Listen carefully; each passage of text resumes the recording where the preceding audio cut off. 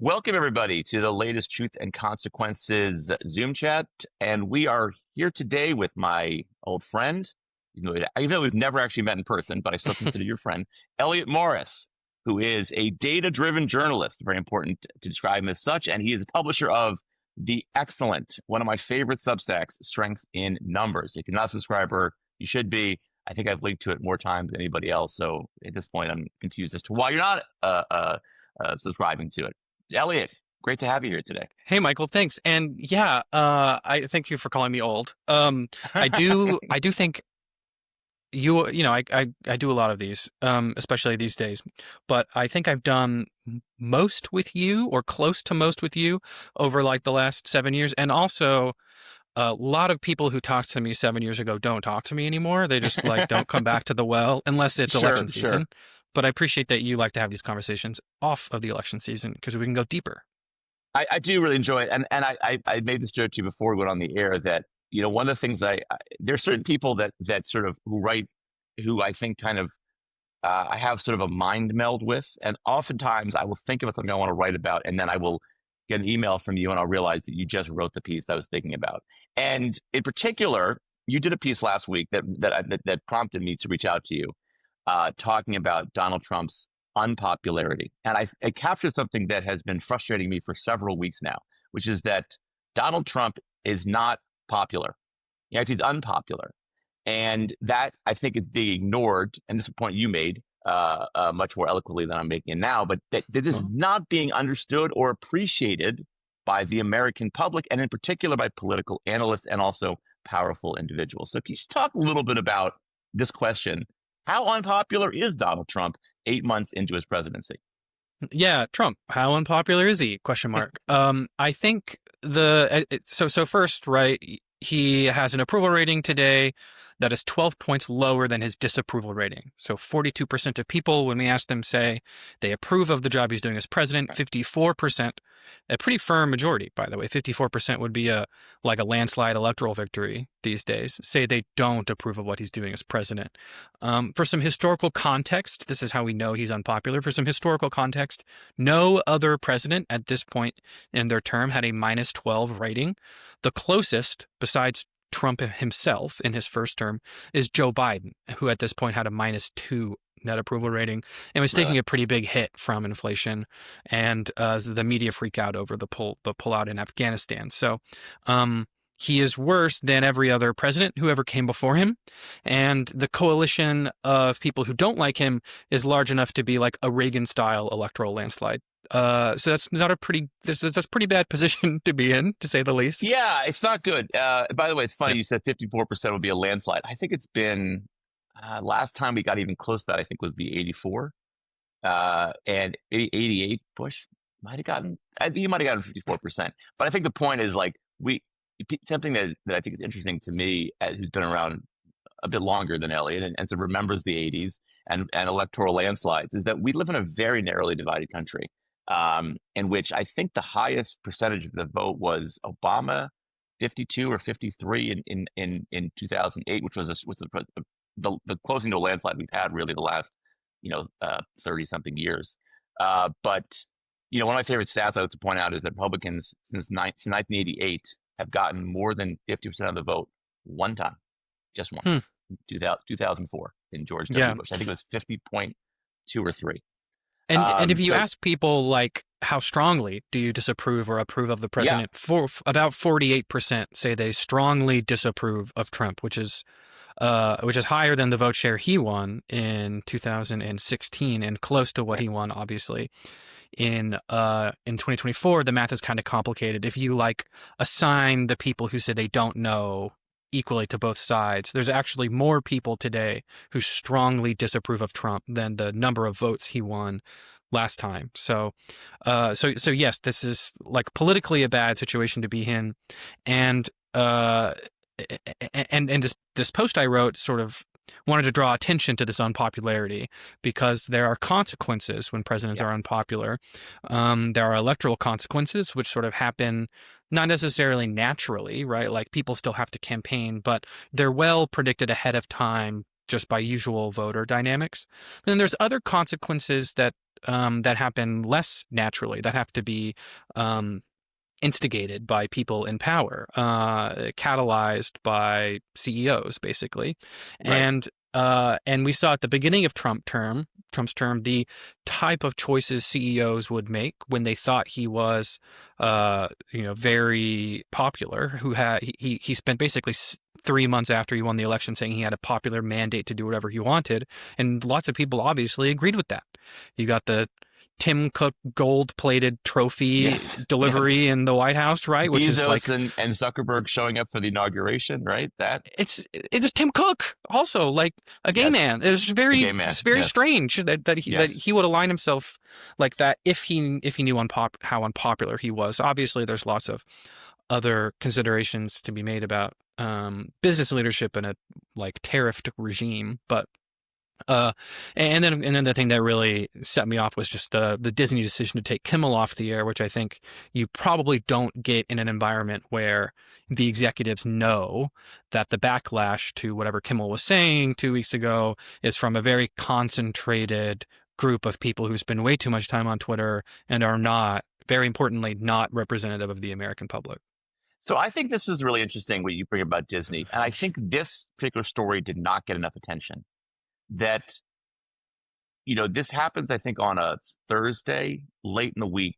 They take Kimmel off the air, and there is a almost immediate backlash. And it should be noted, not just from the left. You had people on the right who also were outraged by this, and people like the National Review, which has been somewhat critical of Trump since he was inaugurated in January. But you had Republican senators too. And And Tucker what Carlson. Tucker Carlson, right? You had people on the right who were influential, basically saying this was wrong. And so, two things about this. First of all, ABC and Disney couldn't get Kimmel back on the air more quickly. I think they clearly realized this was a problem for them. But I think also what I find interesting is that JD Vance, who is as prolific a liar as there is in this administration, goes on and says, I think it's Fox, and he says, we didn't pressure ABC. There was no government pressure to take Kimmel off the air, which of course is clearly untrue. Brendan Carr, who's the FCC chairman, clearly threatened ABC. But I thought it's interesting that Vance made this argument as if to sort of, he had stabbed the person in the back and wanted to just wipe his fingerprints off of it. They wanted to take any identification that people had with them being responsible for Kimmel going off the air away. And I think that says something. And look, initially, right, Brendan Carr was sending out, memes cheering when it happened. And Right. Republicans were saying this was the good thing, Kimmel going off the air. And immediately you sort of saw this backtrack. I think there was some sense within the White House that this was probably a mistake and one that did not work well for them politically. And yet I think you still have this viewpoint. And I think you're right. Disney clearly was concerned about the backlash from the right. They were clearly concerned regulatory issues about, pissing off the FCC chairman. But I think the response to the Kimmel firing really shows, how vulnerable Trump is and how many of the things that he is doing are simply not popular. This move about indicting Comey, Jim Comey, former FBI director, I do not think this is a popular move. I think it's popular maybe within a small segment of the MAGA base. But I don't think it's the kind of thing that really that grows his support. If anything, I think it actually lowers his support. And I think convinces people that he's not focused on the issues that they actually care about. Yeah, and I know we'll talk more about focusing on issues in a second. We don't have polls about the reaction to Comey yet. I think there's two things going on potentially in the reaction to this. Firstly, just Republicans don't like the guy.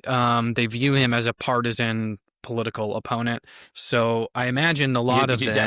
Democrats don't like the guy. No, You no, said Republicans. Republicans don't like Comey. They don't like Comey. Comey, sure. Sorry. Yeah. I thought you meant Trump. Sorry, my bad. And so I imagine there will be a pretty strong rallying around Trump effect with this. A lot of people saying, he's using his legitimate power as the president or what have you to direct the DOJ to do this investigation and the indictment, whatever. I don't take the partisan groupthink very seriously on either side at this point. The thing that I think will have an impact is that this is the latest in many examples of Trump reneging on any of the Yes. issues he campaigned about in Yes. 2024. The relevant one in this case being the weaponization of the supposed weaponization of the Justice Department under Biden Yes. against Trump and his political allies. So uh, it's very common in American politics today to say like, oh, we're sort of hopelessly polarized or sorted by party, and there's no rational voters left. This just isn't true. There's Mm. a good number of independents still, probably around 20% of the public, and there's a lot of rational people with values within the parties as well. We talked about Tucker Carlson coming out against the firing the temporarily taking a Kimmel off the air for values reasons, and you can just only marginalize people by flip-flopping so much. And at some point, at some point, a lot of Trump supporters are going to say, well, hold on a second. This isn't what we voted for. We voted for you because we thought you were being persecuted or a victim of this same exact sort of dynamic from 2024. And it won't be a lot of Trump supporters, but if you're just stacking up these unpopular policy decisions and executive actions on top of each other, eventually there's a wave of backlash from a lot of people who disagree with what you're doing on a lot of different things. It's actually a worse position to be in than if you had a lot of people disagreeing with you about one single thing. It's easier Right. to fix Right. opinion about one single thing than it is 20 small ones. Well, I want to get to that question. I want to point out really quickly that as much as Republicans don't like Jim Comey, I can tell you which group of Americans dislike Jim Comey more than Republicans, and that is Democrats. Right? He's not a popular figure among either political party because I think Democrats, not inaccurately, think that he is largely responsible for Donald Trump being elected in 2016 because of the famous Jim Comey letter that came out right before the election about Hillary Clinton's email server. But I want to talk about why is Trump unpopular? I think this is really important. What are the so I think we would argue the two issues that really brought him back to the White House were immigration and the economy. So how is he doing on those two issues? Immigration and the economy are on the opposite ends of Trump's. Let me redo this. So if you take all of the issues in America today and you line them up from like left to right, and most anti-Trump to best for Trump, they're on the opposite sides of the spectrum, but they're both underwater still. Right. So I mean, this is an important point. The economy and inflation are Trump's 30 points underwater with the people. On immigration, he's about 4 or 5 points underwater with people. But it says something somewhat profound about the presidency that if you take the two issues that won him the 2024 election, they're on opposite sides of what the people want out of their president. And they still don't want they still don't want those policies. They don't want what he's doing out of the president. That's right. So, so minus 30 for context is on the economy and inflation is about where Joe Biden was in 2023, after inflation was around 8-9% for most goods and solidly in the 20% range over a couple of years for groceries. So, Trump's numbers on the economy are that of someone serving as the president in 2023 or like the stagflation of the 70s. And we haven't even really got there yet in terms of economic damage from this presidency. So I don't know what he could possibly do to increase those numbers. Like it would take probably systematic deflation in prices if our theory is that people just want numbers to be lower. But that would be also disastrous for the economy. Do you think maybe announcing new tariffs on furniture not made in the U.S., do you think that's going to help improve his standing? Who cares? He announced that this weekend. Who cares? I mean, I would really like to buy a new chair for this room I'm in, by the way. Right here is where I usually read, and my chair broke. Oh, yeah. There needs to be and a that's going to be right more. Yeah. So I'm aware of this. It might be a little bit more expensive for me. But who's deciding whether or not they approve of the president based off of tariffs on individual products? What they care about is that he's enacted this overall policy choice that drives up prices for consumers. Yeah, and exactly. And evidently does this. Prices are now higher for consumers on lots of things than they were 6 months ago. So expanding those tariffs is not going to help. Also, by the way, like the entire justification of these is that you're going to bring back manufacturing jobs. Yeah, there's lots of nice white oak and cedar in America, but eventually you run out of that. So you do need the logs to come from somewhere else, and manufacturing jobs are in decline. We've lost more manufacturing jobs than we have in many other industries since Trump became president. So Well, the entire yes. thing is sort of a failure. Although manufacturing jobs did increase during the Biden years pretty significantly, but they've actually gone down since Trump took office. But I think what's interesting on the economy is that a lot of what we're seeing as far as higher inflation, more stagnant growth, is really driven by not exogenous factors, but by decisions made by the President of the United States, by this tariff policy. So this is an own goal that Trump is doing on the economy. But I want to talk about the immigration issue for a second because I think that even more fascinating. He's underwater on immigration. This was his signature issue. This is the issue he ran on. It's the issue that he has, I think, devoted arguably the most energy to, which is deport as many people as possible. And it doesn't seem to be playing very well for him so far. I mean, unless I have the numbers wrong, but I think that's what's happening right now. So my I guess my theory of the case, so to speak, is that if you are a president, you want to very publicly make popular policy change. If you're Joe Biden in 2022, you want to like go out there and campaign basically on capping drug prices and letting Medicare negotiate price of insulin and other things. That's the most popular policy idea in American politics today. And you want to let the people around you take the blame for the bad policy decisions that you have to make for the safety of the nation or whatever justification you have. And Trump has got this exactly backwards. He is always out there talking about the policy change of his administration. He's doing interviews on major news networks weekly. He does these briefings in the White House. He gets up there and talks about how many people they're deporting, with pretty like reckless disregard of the numbers. And this is who he is, right? He's the main character of his administration. He's the main Yes. character by training. He spent a lot of time doing reality TV, where that's exactly the type of persona you want to be. But this doesn't work when you're the president, and about 20 to 30% of the public is against you on any of your policy proposals. So uh, the reason he's getting blamed for stuff like the tariffs is not because of the tariffs. People don't like the tariffs. It's because people don't like the tariffs, and he's out there claiming credit for them and being the face of the policy. Well, I think it's also just the impact of the tariffs, right? I mean, although if you look at things like what's happening in farm states right now with soybean farmers who can't sell their products to China, can't sell their products in general, you're talking about giving a bailout to farmers. I mean, this is happening because of Trump's trade war, and I think it's interesting. Like, I don't know that Trump would ever be that popular. I know he was above 50% when he took office, and those numbers have obviously declined. I think that decline is inevitable for any new president. I think it's even more inevitable for Trump because of the way that he alienates people so easily and takes such extreme viewpoints. But he's also on the economy, taken positions and implemented policies that have made this situation even worse.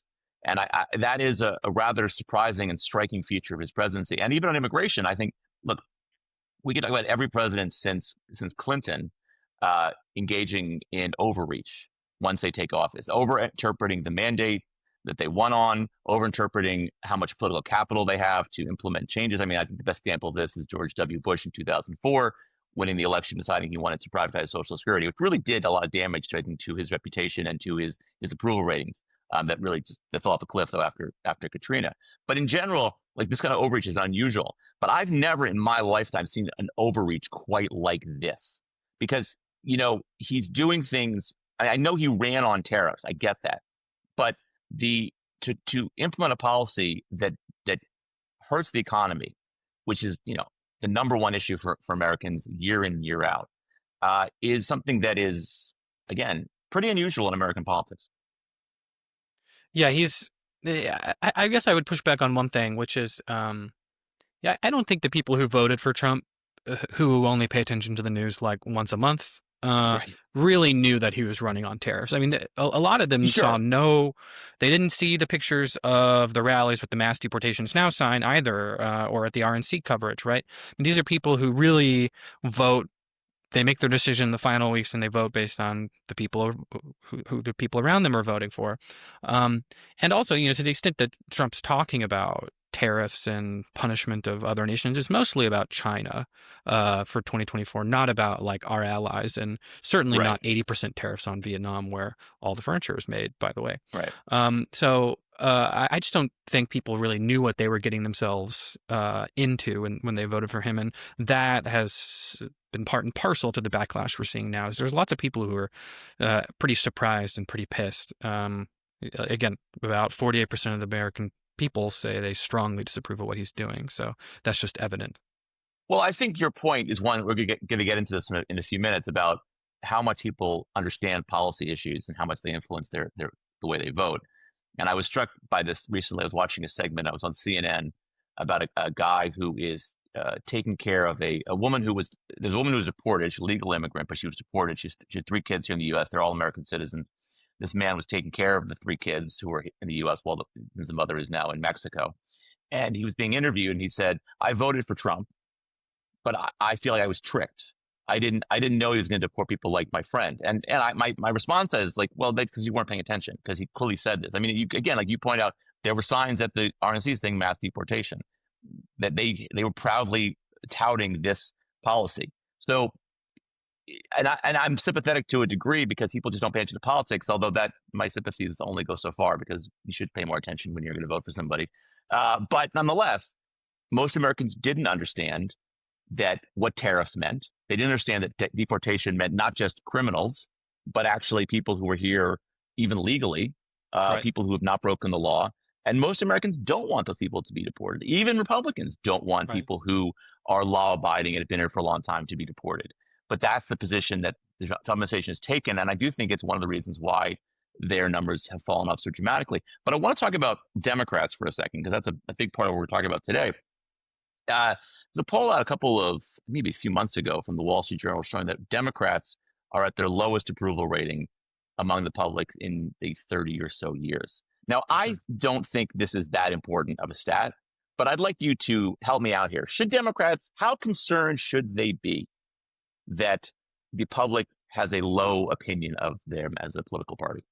Okay. So you've phrased this question in the only way that I will side with the Democratic Party on this. Okay, good. So that was an interesting choice. It was not intentional. I assure you. The direct answer to that question is they should be worried. I mean, Hakeem Jeffries and Chuck Schumer should be very worried that their approval rating is this low, because it signals that there's some group of people that are much more dissatisfied with them than they are dissatisfied with the Republican Party. This also comes up in the polling questions about which party you trust on each individual policy issue, where most people say Republicans for most issues, including the big ones like the economy, inflation, and healthcare. So, and that's a paradox, because they don't like Trump. And what that tells us is that there's a lot of voters out there who don't feel like the Democratic Party has a policy agenda on these things that would actually solve the problem.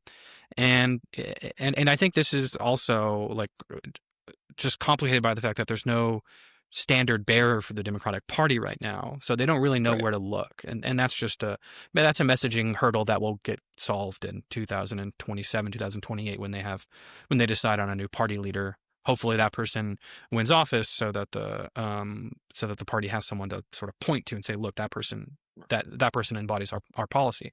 Right. But my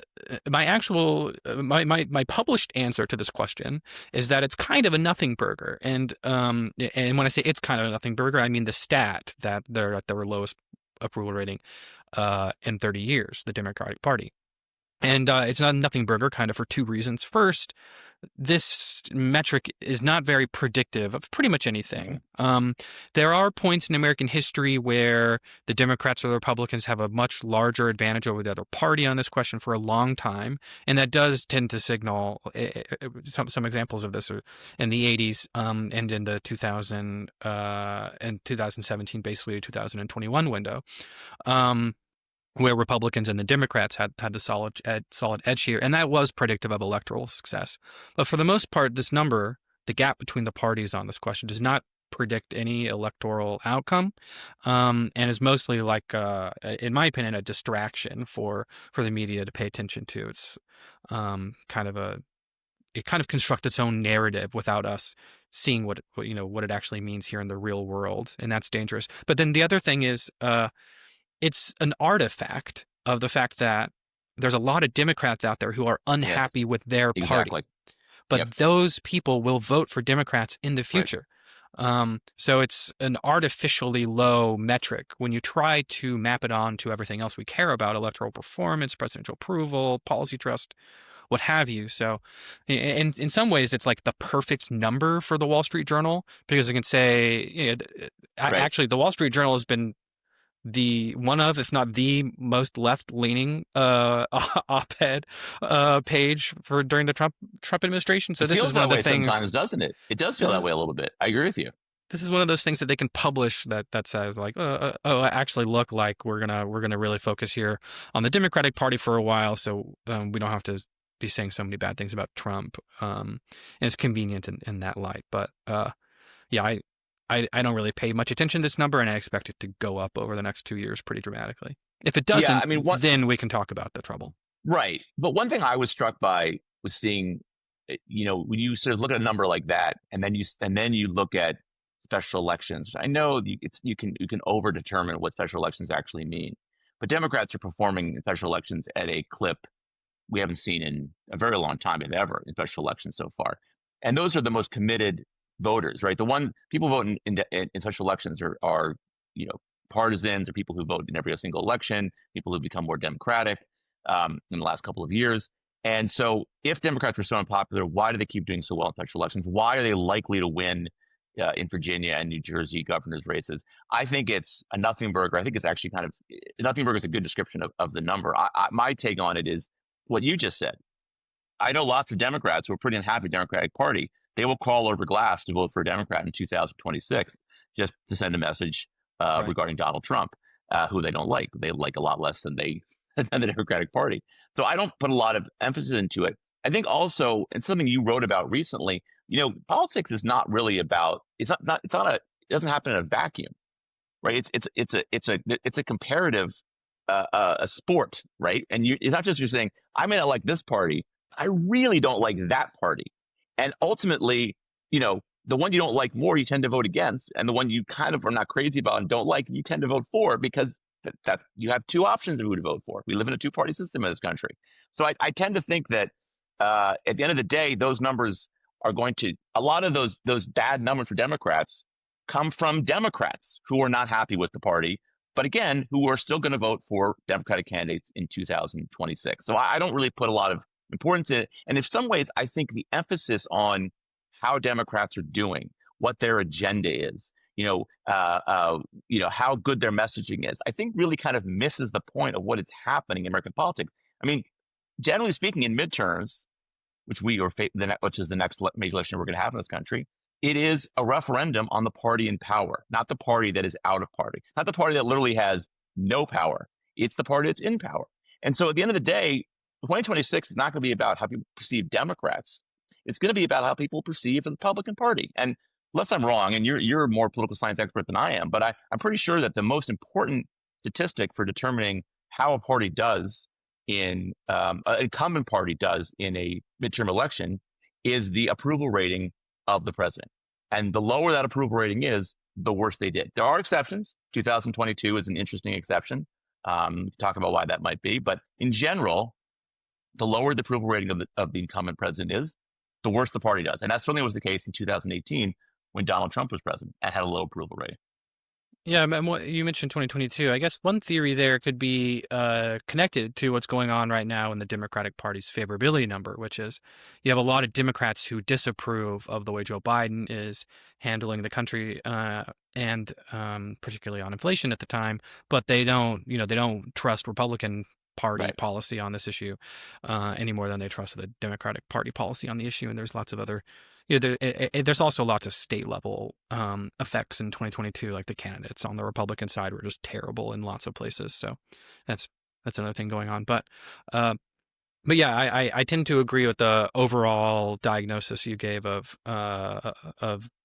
midterm voting behavior by the public. The thing that matters actually more than the incumbent president's approval rating is just what party they are.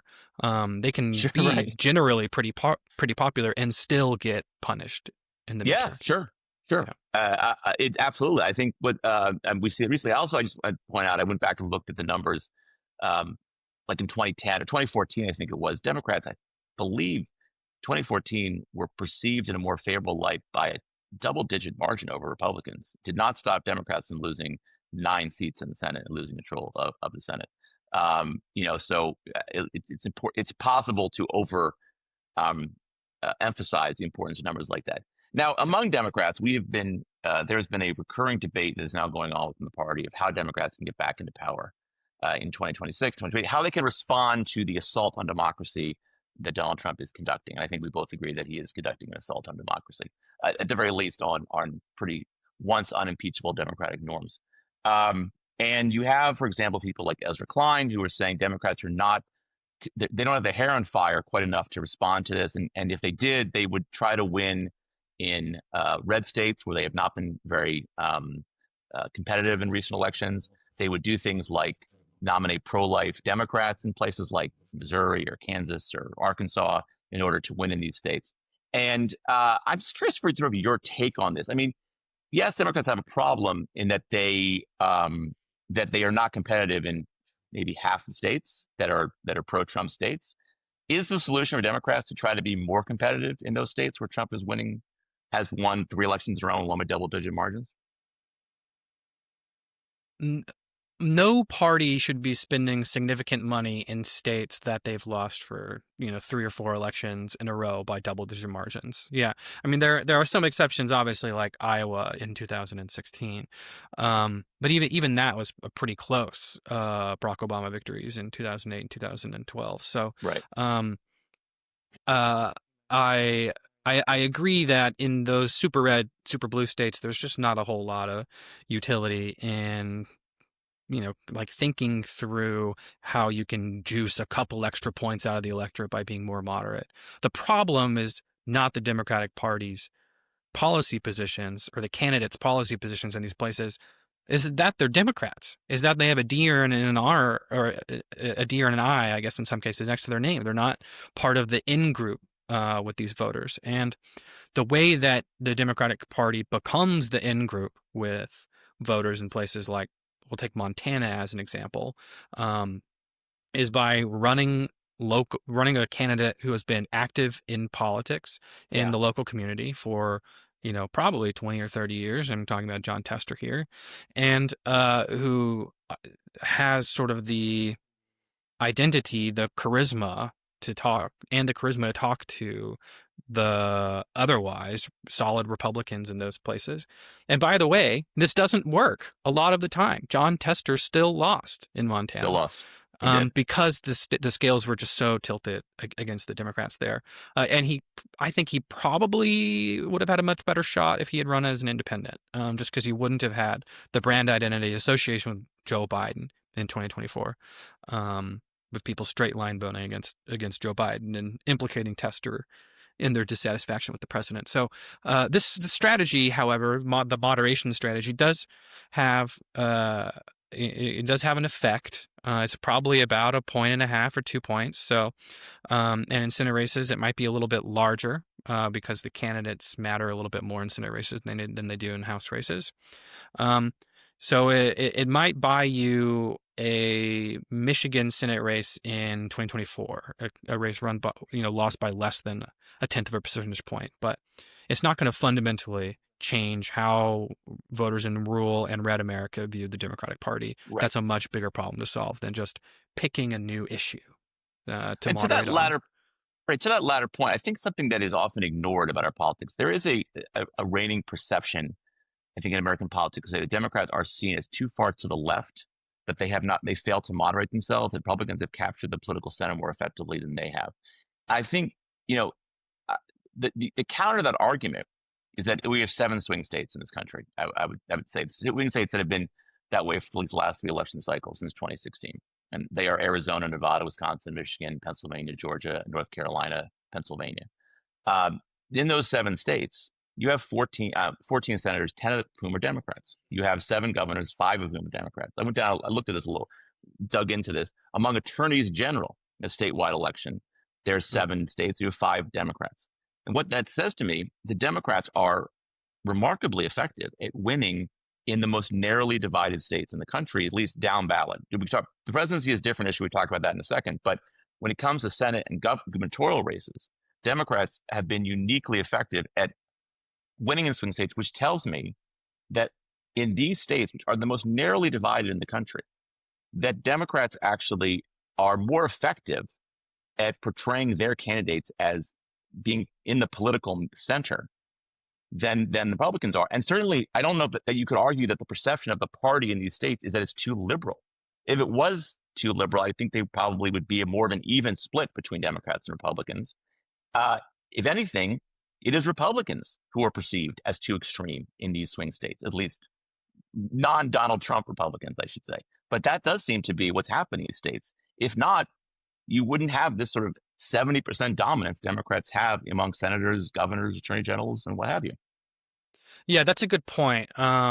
You'd been sending me those numbers before the podcast, and they did actually take me a bit by surprise. I didn't think about counting up the senators and from purple states like that and looking at the partisan breakdown. It's a great point.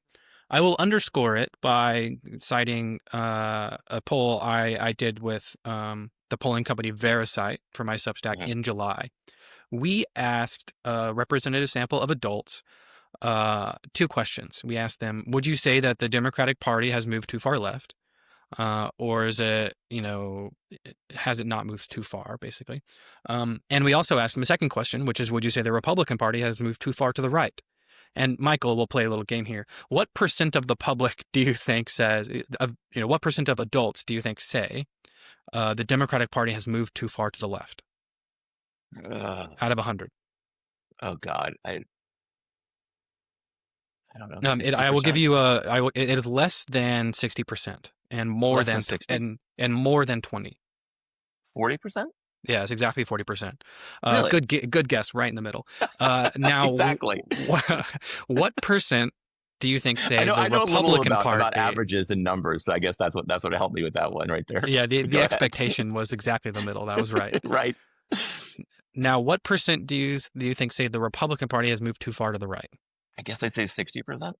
It's 42%. So 42? basically the really? same percent of the public say say the Democrats have gone too far left and Republicans have gone too far right. So this entire diagnosis of the Democratic Party's problems as being too ideological extreme is not a reflection of how voters feel. It's a reflection of how pundits feel about the party. That's right. It's their diagnosis for the party's problems, not the voters' diagnosis for the party's problems. And I will try to keep this to 2 minutes. I'm going to look at the clock. Okay, we're 38 minutes in. I think there's a bigger problem here, and that is that the analysts that are really close to the consultant Democratic class tend to see the world in two ways that I think are really wrong and damaging to the party. And the first is they see voters as making decisions as rational calculations based on policy preferences, which we've already discussed as wrong. People do not know what the parties really stand for on the specifics. They might have a general idea of the orientation of the parties on policy, but especially on new policies like trans rights, the general public has absolutely no idea what the parties truly stand for. They have some impressions in their brain about what they stand for based on a lot of other signals that they're getting, and we're going to talk about that in a second too, I know. And the second is that there's just a perverse amount of money going into the Democratic Party strategy these days in one particular part of the ideological spectrum, and that is basically the anti-left Democratic Party. Yes. Not necessarily an anti-right part of the Democratic Party, but the part of the Democratic Party that says progressives have pushed the policy of the president and the vice president too far to the left. The groups have poisoned the thinking in Washington. Yes. And that's in scare quotes, as the newspaper people would say.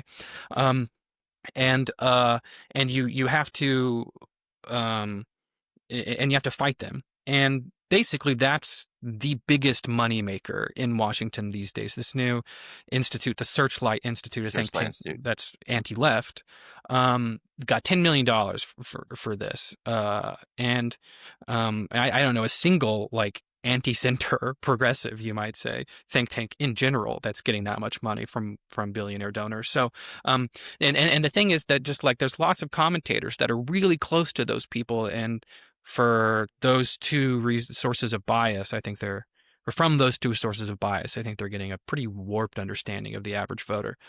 This is why I like to do polling, because we're not subject to those biases as much. I want to go back to something you said a second ago about how much voters understand policy. And, a couple of years ago, it was a while ago, I read a book called Democracy for Realists by Larry Bartels, Ooh, Christopher Aiken and Odgen, Bartels, great book. Aiken. I can't think of a single book that has more fundamentally changed or informed, I should say, my understanding of politics than that book. I can't recommend it enough because their basic argument is that voters have absolutely no idea what their government does. They have no idea about politics. They don't understand what left or right means. Their views on politics are deeply influenced by the political party that they identify with. That, the people who tend to be swing voters are in general among the least informed Americans in about policy issues. And I think your point about, interestingly, a polling saying that Democrats have moved too far to the left, Republicans have moved too far to the right, being identical, is really interesting when you consider that, again, in the swingiest states in the country, I think the perception among voters, or at least the outcome, is that they tend to view Republicans as moving more too far to the right, except for Trump. Except for Trump, which I think Trump's, this is a whole other conversation itself, but I do think Trump is sort of a sui generis politician. I think his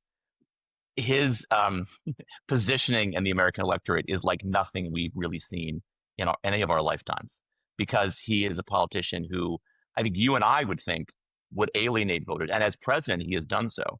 But he also is unusually capable of mobilizing people who have no interest in politics whatsoever. And I think it's big part of why he won in 2024, and to some extent also 2016.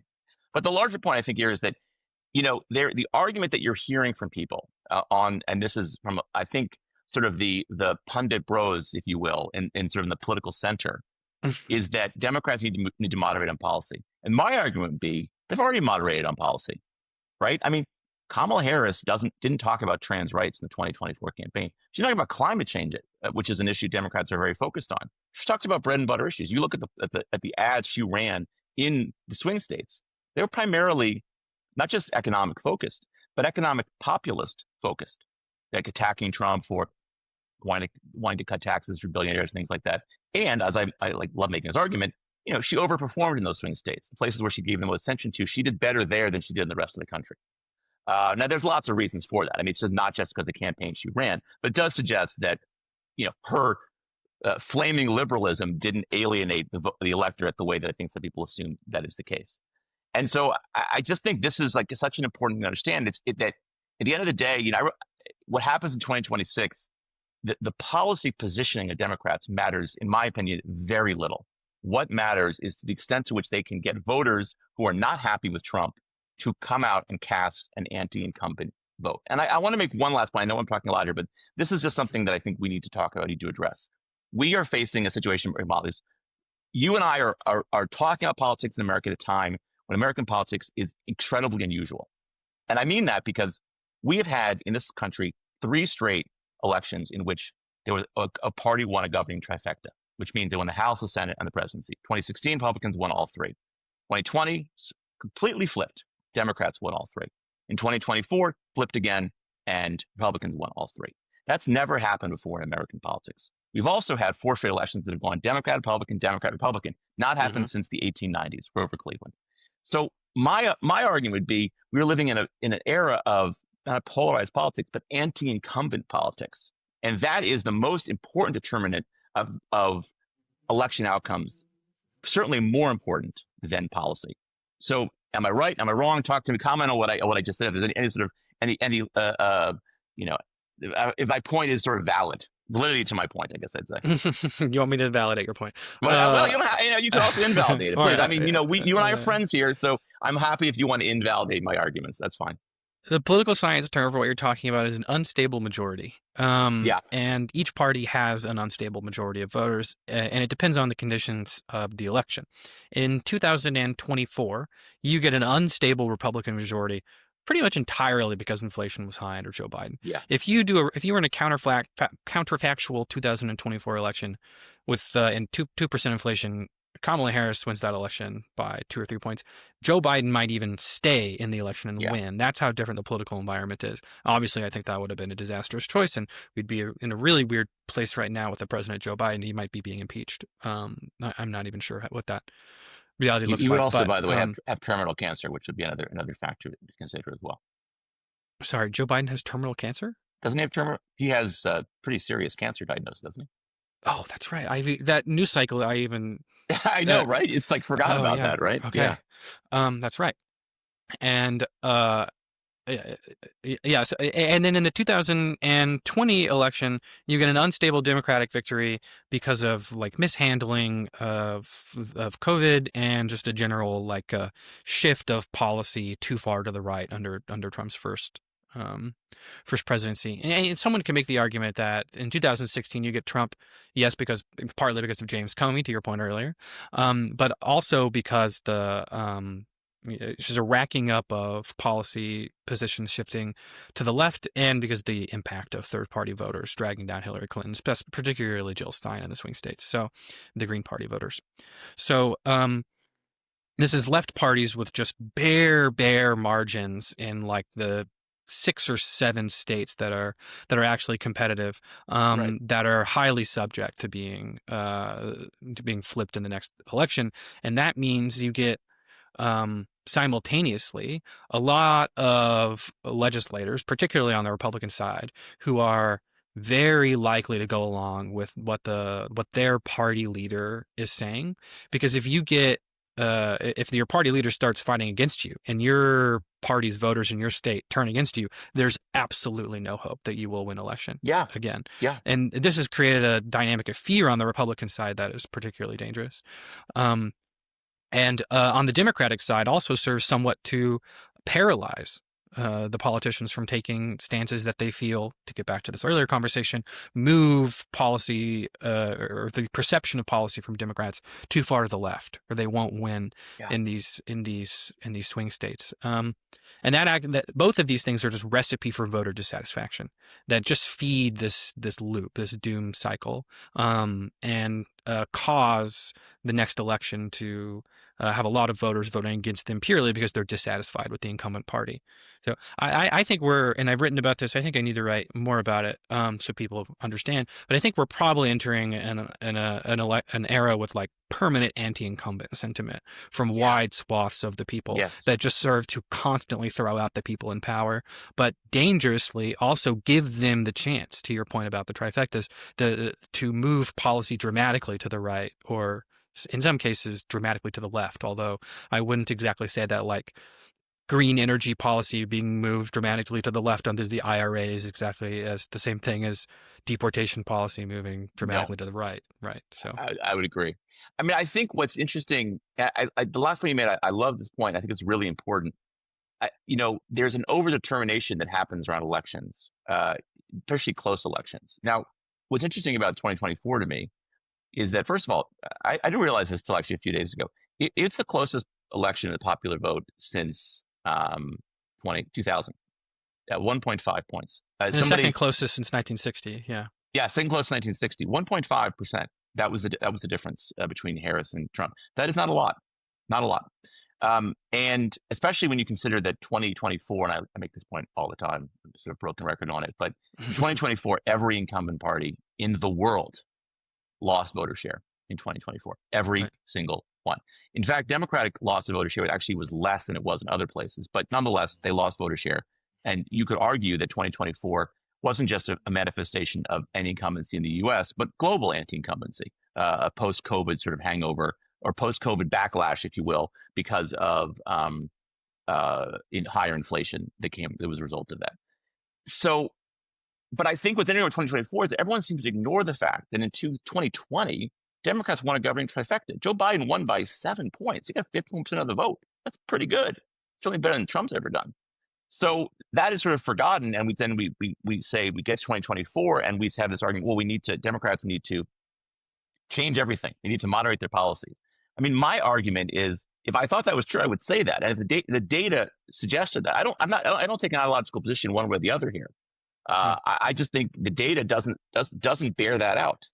The data suggests that we live in an era of anti-incumbency, and the most effective way for Democrats to get back into power is to run as aggressively as they can against the party in power, which is Donald Trump, and who is unpopular. And I think that, I think you're right about. But one last point I'll make about this. I think that's very different. You said there are 7 swing states. That has been.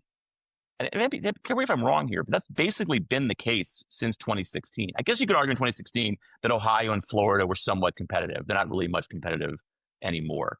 I mean, I'd forgotten this, but Trump won Florida and Ohio by double digits in 2024. We basically have 7 states that are kind of determining the election, the 7 swing states I mentioned earlier. And they're very narrowly divided, which means that just a small shift in the electorate in each of those 7 states is enough to cause a titanic shift in national politics. And that's what I would argue has happened. Look, I have my own theory, which is that there's 2 reasons for this. One is that Trump is sui generis and Trump attracts Trump-only voters. And the other is that Democrats made the mistake, and I hate using the word mistake, but it turns out that it's correct, in 2016 and 2024 of nominating a woman. And you can look at the Catalyst polling, exit polling from the spring, and you can certainly see a notable drop-off in male voter support for Democrats in 2016 and 2024, an increase in 2020. I think those 2 factors can explain this, and that seems like a bit like simplistic. But again, you're talking about very small shifts in the electorate from one party to the other, having just this enormous political effect. I don't know. I mean, you tell me. That's my perception, at least, of what's been happening in American politics. I think it sort of dovetails to what you just said. Yeah, and then the overriding factor for the last 5 years, of course, is inflation, and that just conditions this response to be that much harder, that much more severe. And by the way, like voters do not forget inflation when inflation recedes. They remember. This is why Joe Biden and Kamala Harris lost in 2024. But the bigger problem is that it permanently decreases their optimism about the economy. They see how governments fail them. This is in quotes for people listening. When things go wrong. I mean, and this is in quotes because I would argue Joe Biden did a pretty good job handling inflation, and Jerome Powell in particular. But they see how the government fails them, and then their trust in the government to handle crisis permanently decreases. And this is why I say I think we're entering an era of like permanent anti-incumbency, just constant flip-flopping back and forth. And unless one of these parties manages to like really, really fumble the bag in showing how uniquely bad they are to handle power. I would say, that's probably going to end up being Republicans if they have their major policy levers taken away from them. And by this I mean tariffs. If the Supreme Court says tariff policy cannot be exercised by the president in a state of permanent emergency powers, which is just like insane to me that this has been happening for 9 months now, and we still don't know if this is legal, right? Like, this has been happening for 9 months. It's potentially illegal, and we still don't know if this is a power the president has. It's crazy. It should not take that long. Right. So if that's taken away from the president, what does he have left? Well, he has immigration policy. If Democrats win the House back in 2028, a lot of the funding for 2020. Did I say 2018? It's just on my mind. In 2026, some of the levers for the deportation policy disappear. Like, they're not going to be able to increase funding anymore. There's some laws that they might need to pass to build more detention centers or what have you. I mean, they will probably still be doing much of the current policy, but at least there's some check on that if Democrats win back the House. So, and then what does the president have left? I mean, he's not focusing on prices like he should be. That's what people want him to do. And so that will probably just breed further resentment of the incumbent party. Um, I think there's something else here too that we need to talk about, which is we are living in a very unusual political moment for a variety of reasons. But I think the part that is most unusual is Trump, because here's a little thought experiment I like to do. Okay. And I ask this question to friends of mine who do political analysis all the time. In 2024, Donald Trump was almost assassinated. No, thankfully he was not. I do not, I know there's some liberals who wish that had gone differently. I'm not one of them for sure. I think it's a political violence of that nature is horrible. But what if he had died? Who would have replaced him on the Republican ticket? And now, keep in mind, this is before J.D. Vance was selected as the vice presidential nominee that year. I'm going to oh, ask this that's question to right. you. Yeah. Who do you think would have replaced Trump on the ticket? Interesting. I do not have a good answer for this. Because there is not a good answer for Yeah. it. Yeah, I that's mean, right. I've asked Yeah. this question to everybody, and no one has a good answer because there's no obvious person. I mean, to be honest with you, the person that I thought of first, and I probably would lean the most to, but very weakly, is Donald Trump Jr. And I think this speaks to the nature of Trump's support in the Republican Party. This is a cult-like figure within the Republican Party. I'm not making this as a pejorative; it's just a fact. I mean, he has a unique control over the party that I don't think I've ever seen before in a political party. Certainly not in my lifetime. And the result of that is that as his fortunes rise or fall, the Republican Party's fortunes rise or fall. And without him on the ticket in 2028, can Republicans mobilize the Trump only voters who arguably won him the presidency in 2024 and to some extent 2016? I'm not so sure. Right. I wrote this piece a few weeks ago, and I think this is an underappreciated element of American politics. People think about Democrats having a political problem. Republicans have a much bigger political problem in that they have no obvious plan for what happens after Trump exits the political arena. Yeah. Yeah. I think that the Republicans in 2032 at the latest, and I don't think they're going to win 2 elections in a row if they win 2028. They're not winning 2032. Um, that would be 3 elections in a row, actually. Right. Sorry. Uh, by then, there's going to be some real soul searching to do about what the coalition needs to look like. I mean, perhaps they will continue to increase their vote share with minorities that aren't educated. Most of the gains that came in 2024 for the Republican Party among non-whites, Hispanics in particular, was among low education voters. There was still a swing among college-educated non-whites, but it wasn't as large. So maybe that continues. But the increasing marginalization of the swing voter, the moderate swing voter, especially the white ones, on things like education, or sorry, things like inflation and immigration, is not a Abortion. recipe for long-term success and abortion. Yeah. That does not create a coalition that gives you power for 12 years in a row. So they're going to have to figure out, I think, a policy deal with the American public that works. The one that worked in 2024 was we're going to bring prices down. Yeah. And now Trump's underwater by 30 points.